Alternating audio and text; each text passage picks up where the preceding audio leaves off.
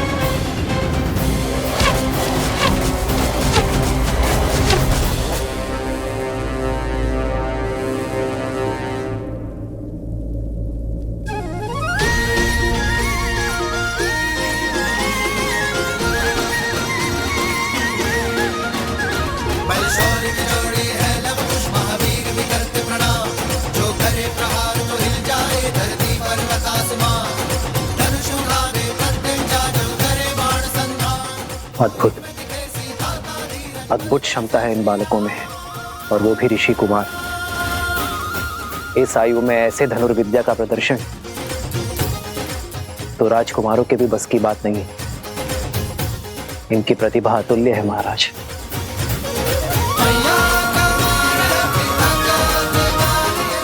अरे रुको,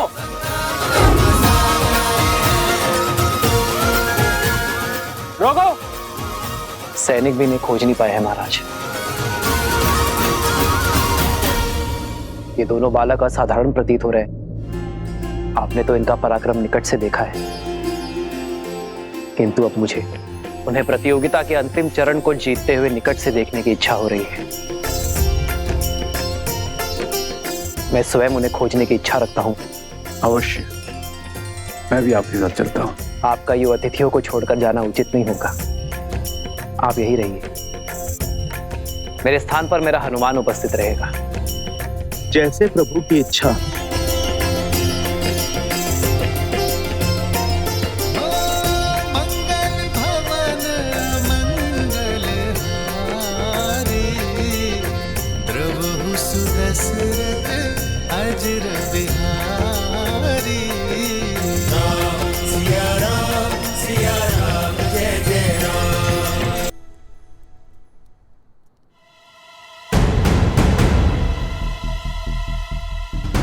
कुश, चलो प्रतियोगिता क्षेत्र के तनिक निकट चलते हैं।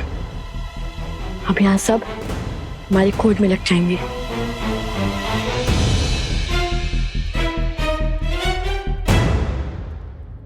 अद्भुत धनुर्विद्या का प्रमाण देते हुए हमारे गुप्त प्रतियोगी ने दूसरा चरण जीत लिया है, और इसी के साथ हम आ पहुंचे हैं इस स्पर्धा के आखिरी चरण में। अब देखना यह है कि इस अंतिम चरण में वो हमारे समक्ष आते हैं या नहीं। तो ध्यान से सुनो, इस चरण में महाराज जनक का अश्व, जिसे आसपास के सभी 12 राज्यों में सबसे तीव्र होने का गौरव प्राप्त है, उसे बिना क्षति पहुंचाए रोक पाएगा, वो होगा प्रतिस्पर्धा का विजेता।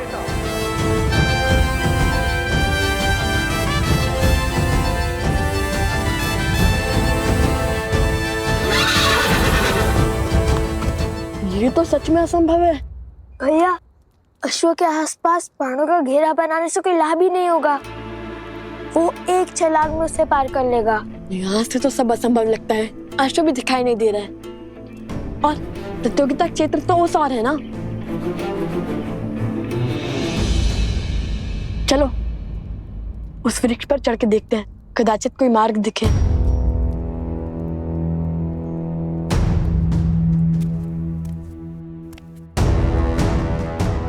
सैनिक आ रहे, धनुष छुपा। ये लो।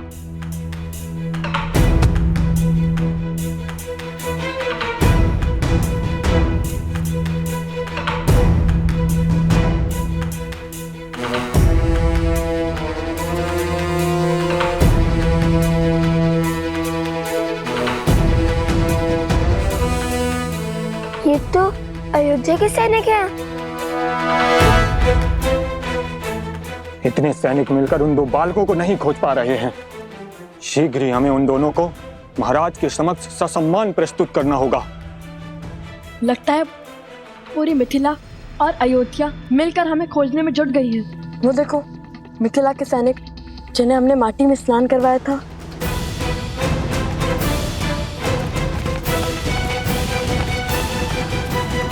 ये अकस्मात रुक क्यों गए? लगता है राजघराने से कोई आ रहा है।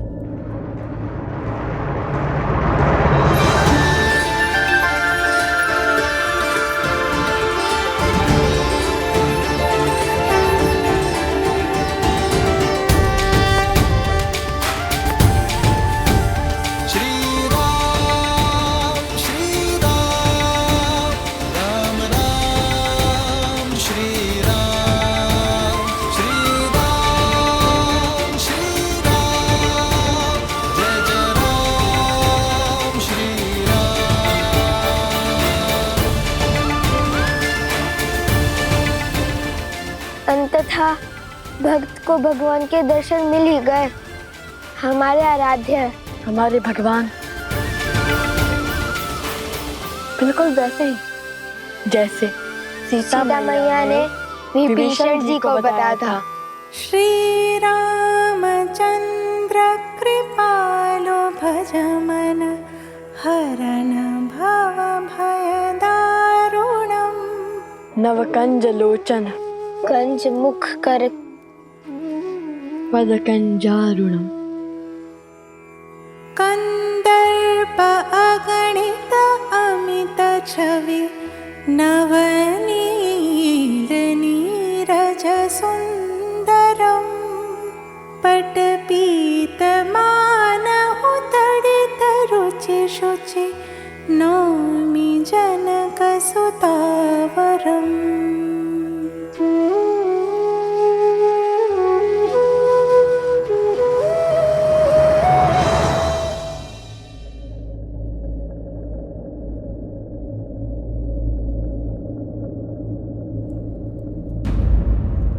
कुश, श्री राम के चरण स्पर्श करने के लिए इससे अच्छा अवसर नहीं मिलेगा हमें। चरण स्पर्श करे या स्पर्धा? कुमारों,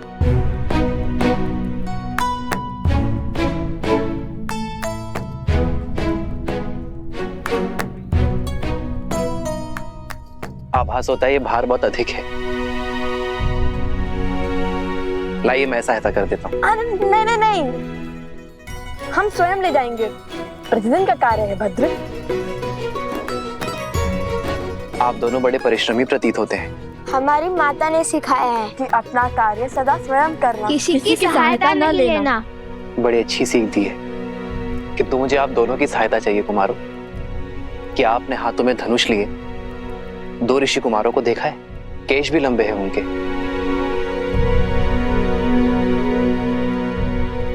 हाँ, उस ओर गए वो दोनों ऋषि कुमार।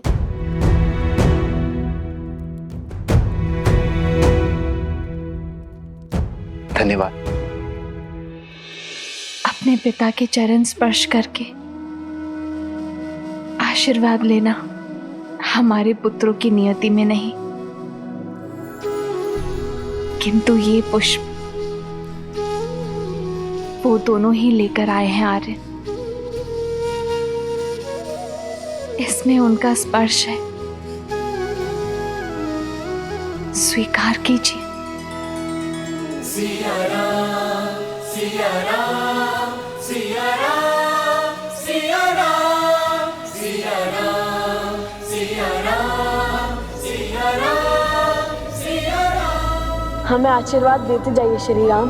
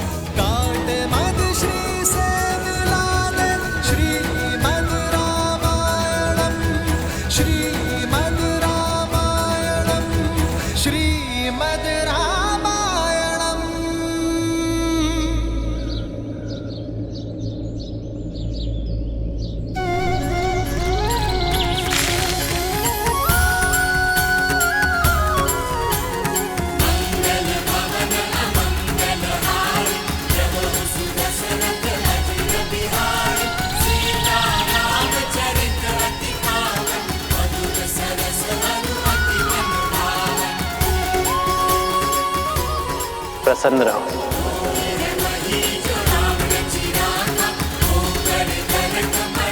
चिरंजीवी रहो, यशस्वी रहो।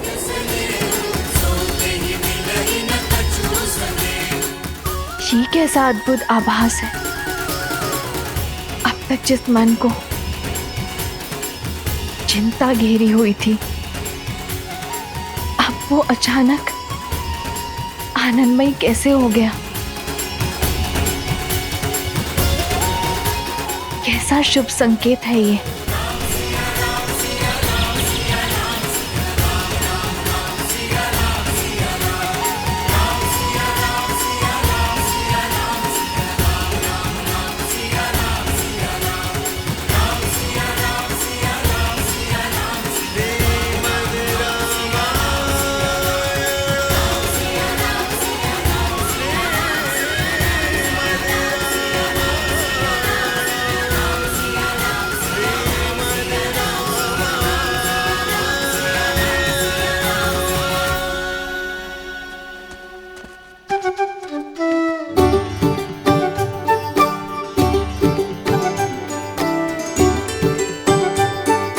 बुरी बात, असत्य क्यों कहा तुमने? हम तो यही हैं। सत्य और मैंने तो केवल इतना ही कहा था कि वो दो ऋषि कुमार उस ओर से आए थे और हम भी तो उसी ओर से आए, तो हम भी थे ना उसी ओर से। सत्य को तर्क में मत उलझाओ कुश। श्री राम से असत्य कहा है तुमने। प्रतियोगिता जीतने के बाद जब हम प्रभु श्री राम से मिलेंगे तो हमें उनसे क्षमा मांगनी होगी, समझे तुम? समझ गया भ्राता श्री। अब चलिए, वहाँ कोई सैनिक नहीं है। चलो।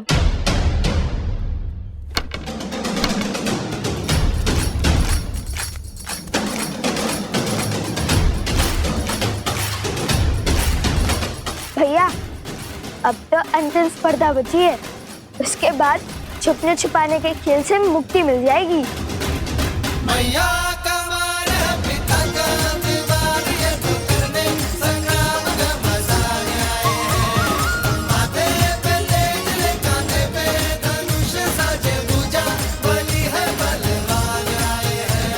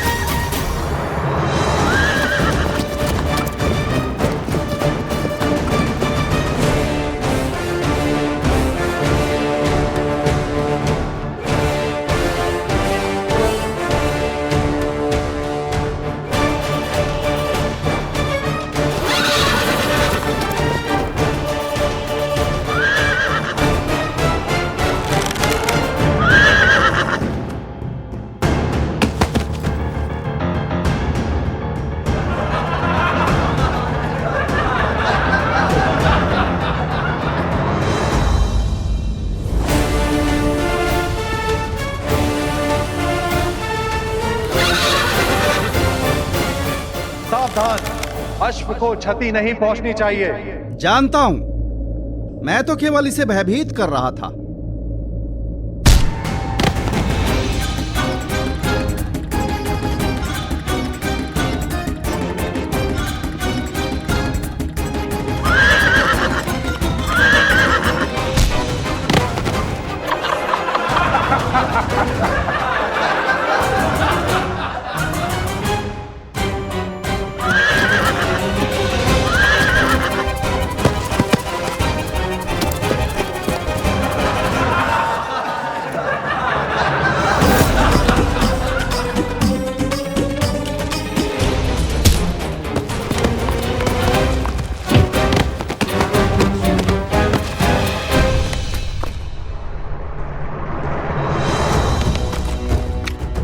अश्व प्रतियोगिता के स्थल से बाहर निकल चुका है भैया।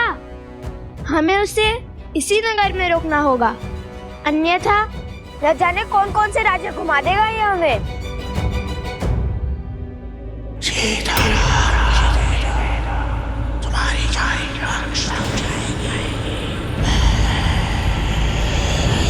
ये किस राक्षसी शक्ति का आभास हुआ मुझे? आर्य सुमंत, जी महाराज। आप सैनिकों को लेकर उस ओर जाइए, मैं यहां देखता हूं। जी महाराज। भैया दूसरे लक्ष्य तो भेज दिया, किंतु इस अश्व को कैसे रोकेंगे?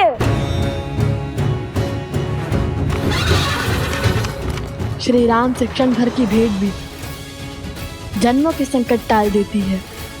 तुम देखना, उनके दर्शन का लाभ अवश्य मिलेगा हमें। किंतु उन्होंने तो कभी कोई अश्व नहीं रोका था। रोका था क्या?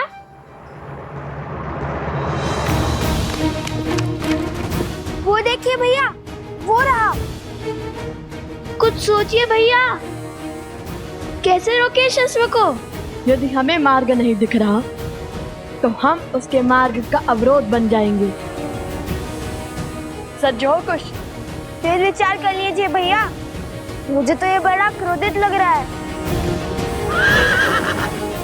सोचो कुछ, श्री राम ने क्या कहा था? उन्होंने तो कहा था प्रसन्न रहो, संतुष्ट रहो और चिरंजीवी रहो। किंतु इस अश्व को पकड़ने में क्या संतुष्टि, क्या प्रसन्नता होगी भैया? प्राणी प्रसन्न और संतुष्ट कब होता है? मैं तो तब संतुष्ट रहता हूँ जब मेरा पेट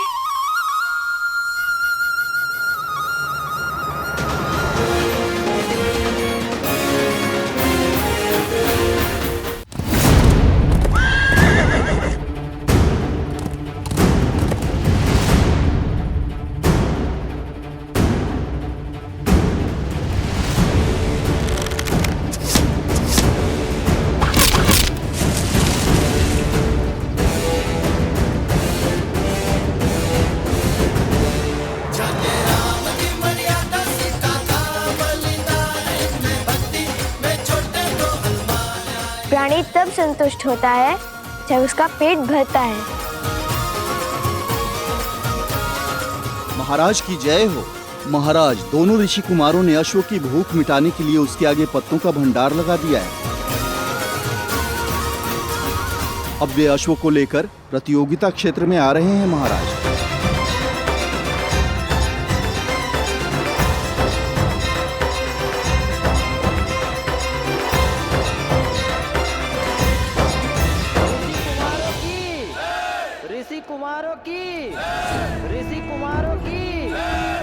लगता है तुम्हारे मित्र स्पर्धा जीत गए हैं। समय आ गया है जब उस प्रतियोगिता क्षेत्र में उन्हें पुरस्कार मिल रहा होगा। तब पूरे नगर के समक्ष तुम्हें उन्हें जीवन का सबसे बड़ा आघात देना होगा। संसार को बताना होगा कि लव कुश सीता के पुत्र है। जो सत्य देवी सीता ने संसार से छुपाए, स्वयं भगवान वाल्मीकि भी जिसे उजागर नहीं करना चाहते, वो आप क्यों सबके सामने लाना चाहते हैं? क्या मिलेगा आपको माता सीता और लव कुश को दुख पहुंचाकर? जिज्ञासा, ये सत्य जब सामने आएगा तो संसार में विविध प्रकार के विचारों का जन्म होगा। कोई राम से इसलिए घृणा करेगा क्योंकि उसने अपनी गर्भवती पत्नी का त्याग किया। कोई सीता पर संदेह करेगा। मैं कुछ नहीं कहूंगा, चाहे तो आप मेरे सर के टुकड़े टुकड़े कर दे। लगता है मुझे अपनी मायावी शक्तियों से ही तुमसे अपनी बात मनवानी पड़ेगी।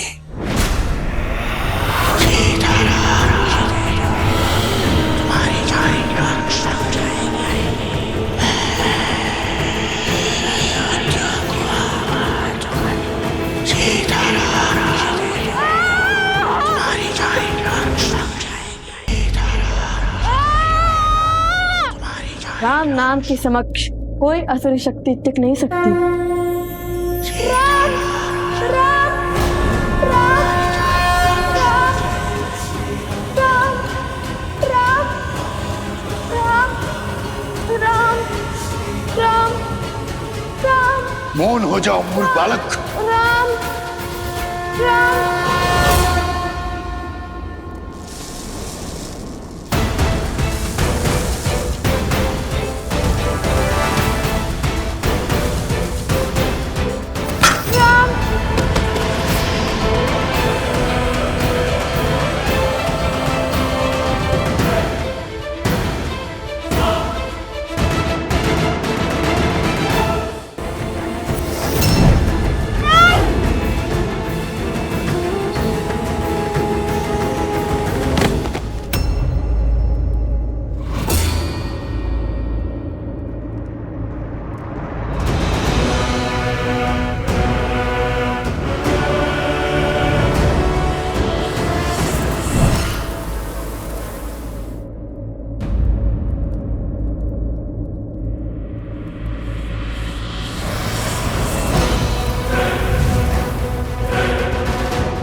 बालक, बालक उठो।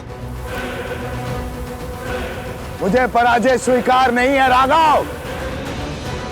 मैं तुमसे जीत के रहूंगा, तुम्हें हरा कर रहूंगा मैं।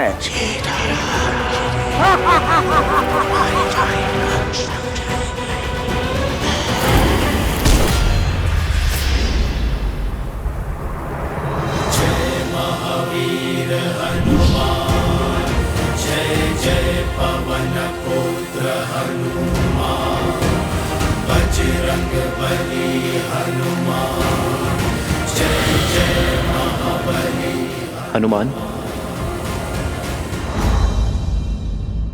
ये समय प्रहार करने का नहीं, प्रहार से बचने का है। बचा सकते हो तो बचा लो अपना राम राज्य।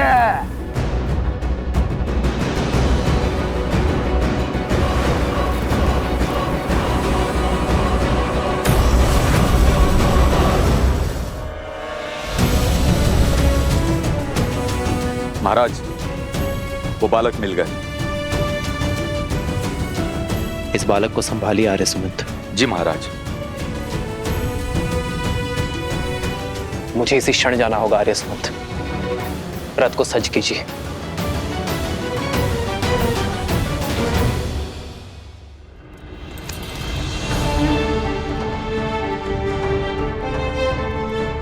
आर्य सुमंत, महाराज जनक से मेरी ओर से क्षमा मांगिएगा।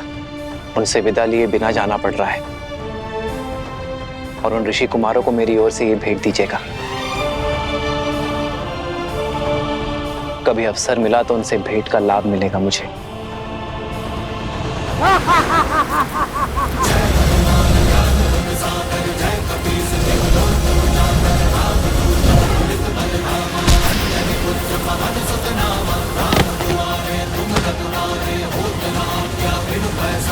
प्रभु के पाश में बंधने को सज्ज होना दुष्ट।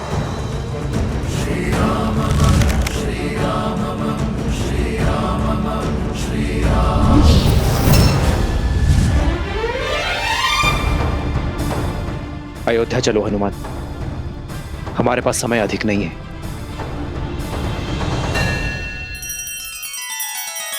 श्री रामचंद्र कृपालु भजु मन हरण भव भय दारुणम। नव कंज लोचन कंज मुख कर कंज पद कंजारुणम। सिया राम, सिया राम, सिया राम, सिया राम, सिया राम, सिया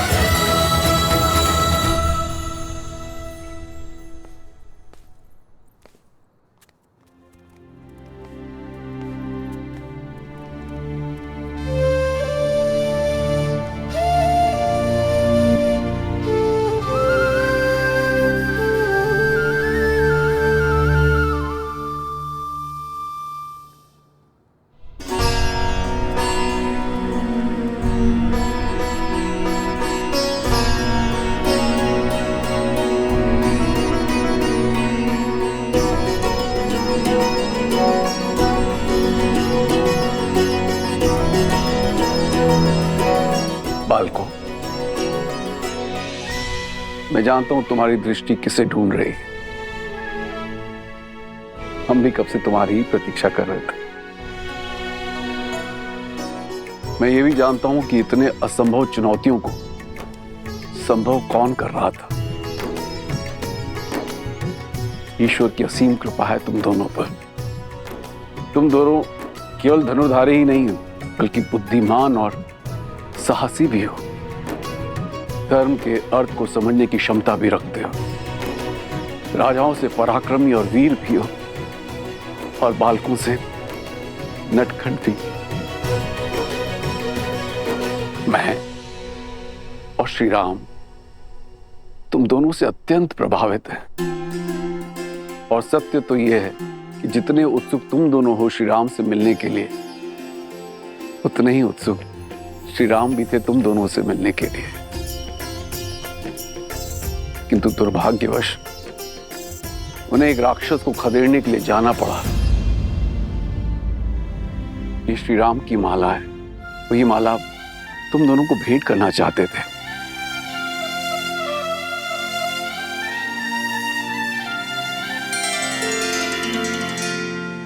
कितना सुंदर रूप है, इतना सुंदर भाव और स्वभाव है, इतनी नम्र छवि। तुम दोनों को देखकर किसी का स्मरण हो आया।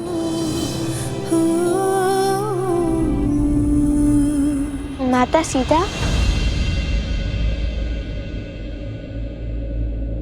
माता सीता भी श्री राम के साथ है? बताइए ना, माता सीता है उनके साथ?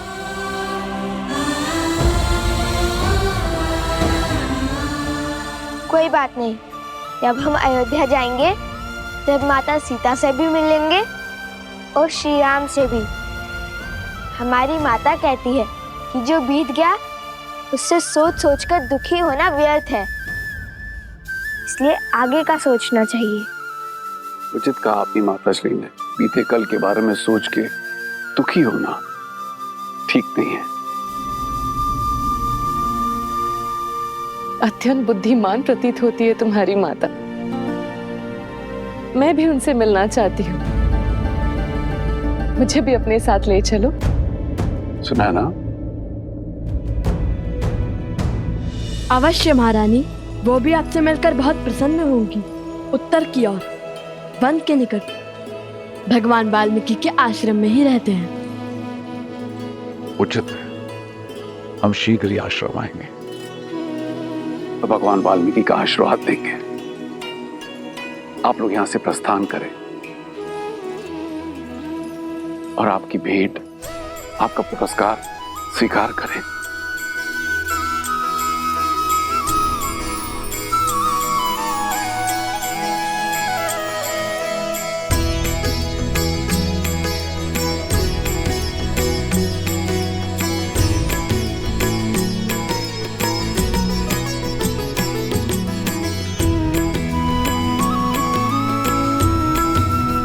माता, हम सुनैना जी से भी मिले और महाराज जनक से भी। महाराज जनक यहाँ पे भी आएंगे।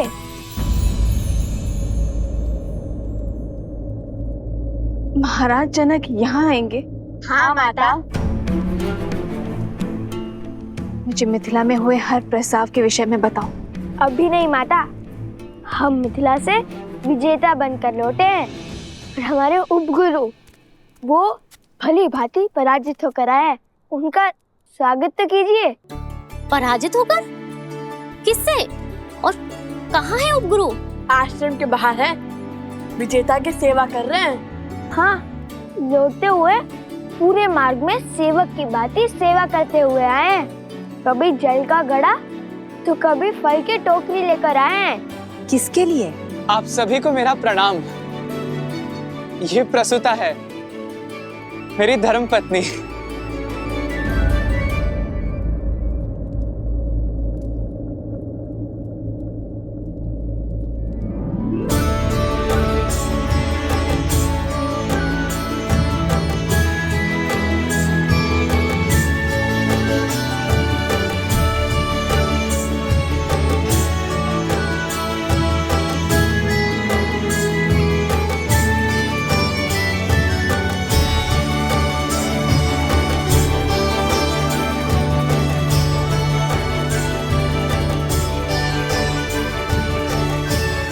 मिथिला की कन्याएं बड़ी कठोर होती हैं। एक बार जो उन्होंने किसी को पति स्वीकार लिया तो यमराज भी उनका मन नहीं बदल सकता।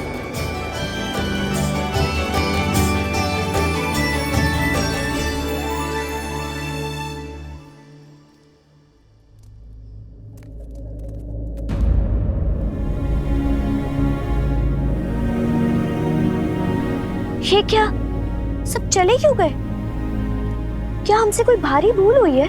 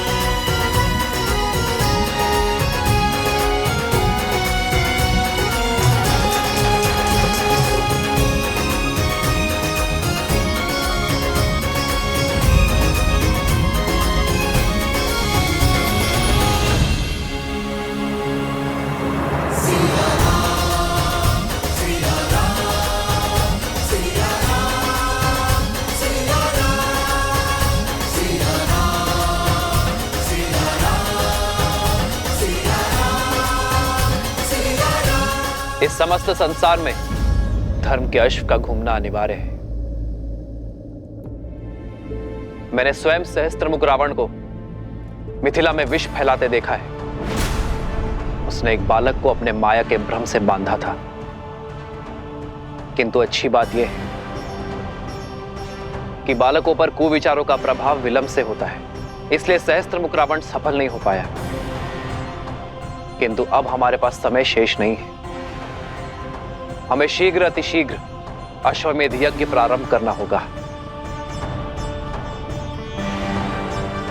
महाराज, क्या अब आप दूसरा विवाह करेंगे अथवा भाभी मां सीता को?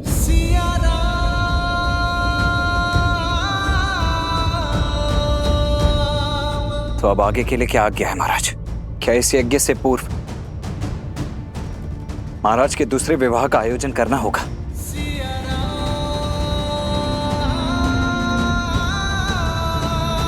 इसकी कोई आवश्यकता नहीं है लक्ष्मी।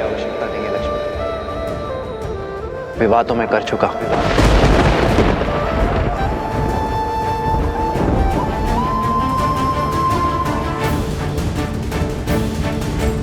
सात दिन के पश्चात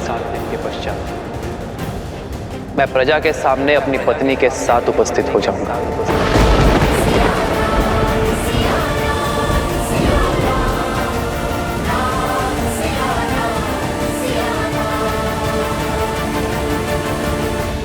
न जाने कहां की होगी वो, किस नगर की होगी वो महारानी, किस धर्म का वहन करती होगी।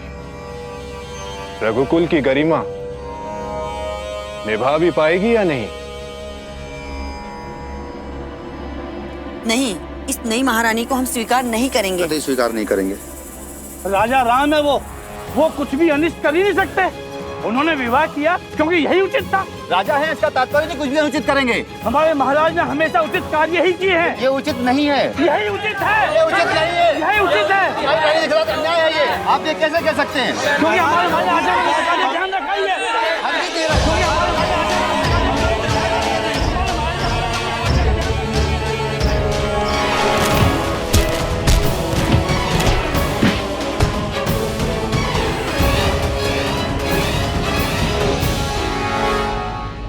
माता, वैसे भी उचित ही हुआ। महारानी सीता के बिना श्री राम तो अधूरे हैं। जब हम मिलेंगे तब माता सीता भी होंगी श्री राम के साथ। और तब तक के लिए श्री राम की भेंट है ना हमारे पास।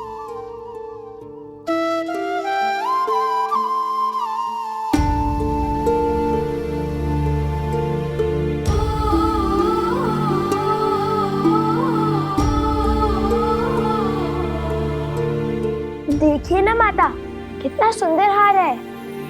राम सिया राम सिया राम सिया राम, राम सिया राम सिया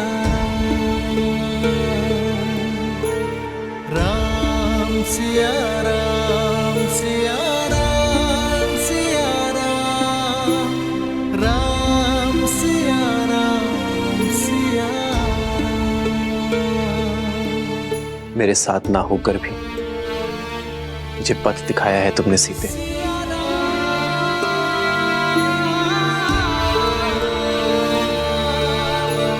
प्रभु, आप जो करेंगे वो उचित ही होगा, किंतु प्रजा में जो ये तर्क वितर्क चल रहा है, इसे रोकने का मार्ग अवश्य ही खोजना होगा। अपने हृदय को और दृढ़ बनाने के लिए मुझे तप का मार्ग खोजना होगा हनुमान।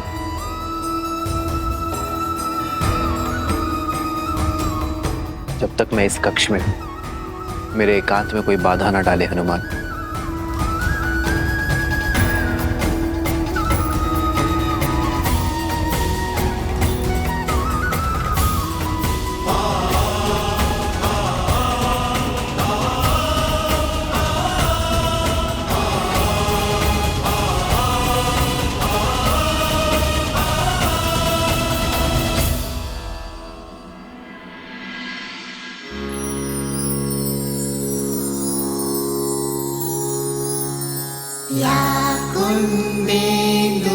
विशाल हार धवला या शुभ्रवस्त्रावृता या वीणा वरदण्डमण्डितकरा या श्वेत पद्मासना या ब्रह्माच्युत शङ्कर प्रभृतिभिः देवे सदा वन्दिता सा मां पातु सरस्वती भगवती निशेषजाड्यापः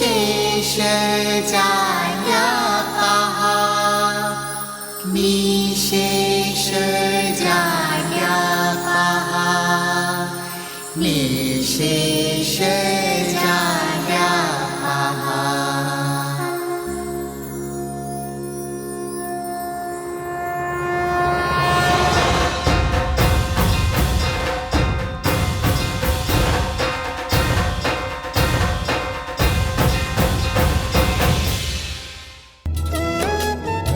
भगवान वाल्मीकि का आशीर्वाद सदा तुम पर बना रहे पुत्रों। उठो। गुरुदेव, आज सरस्वती माता की पूजा क्यों? बताता हूँ, परंतु इससे पहले ये बता दूं कि भगवान वाल्मीकि की क्या इच्छा है।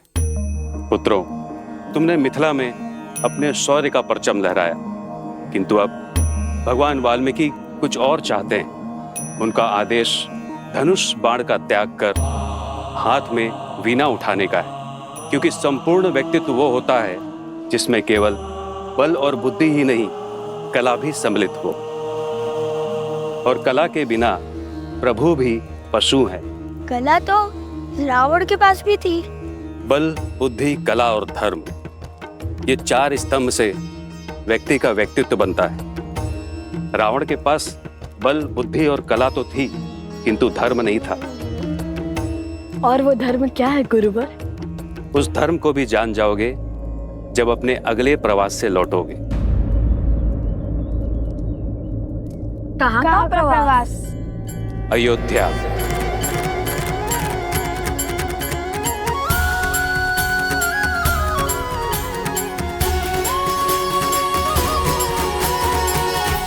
हम तो मिथिला कुमारी के सिवा किसी और को भी महारानी स्वीकार नहीं करेंगे। श्री राम से भी विरोध करेंगे। समझने का प्रयास करो। अयोध्या को यज्ञ की और यज्ञ को महारानी की आवश्यकता है। श्री राम ने जिस भी नारी का चयन किया होगा उसे हमें अपनी महारानी के रूप में स्वीकार करना ही होगा।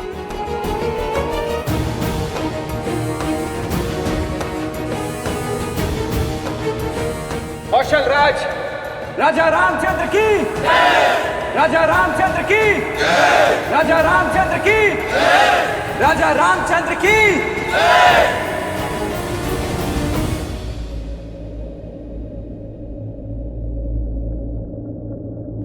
राज्य यज्ञ के बिना अधूरा है और राजा रानी के बिना अपूर्ण है। इसलिए मैंने अपनी प्रिय पत्नी के शोक को त्याग कर इस राज्य को धर्म से सबल करने का निर्णय लिया है। राजा रामचंद्र की, राजा रामचंद्र की, राजा रामचंद्र की।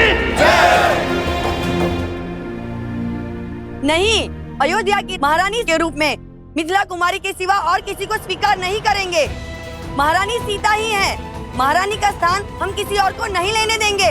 हाँ, तुम बिल्कुल ठीक कह रही हो। हमारी महारानी देवी सीता ही हो सकती हैं। हाँ हाँ, सीता ही हो सकती हैं। महारानी सीता की, महारानी सीता की, महारानी सीता की, महारानी सीता की।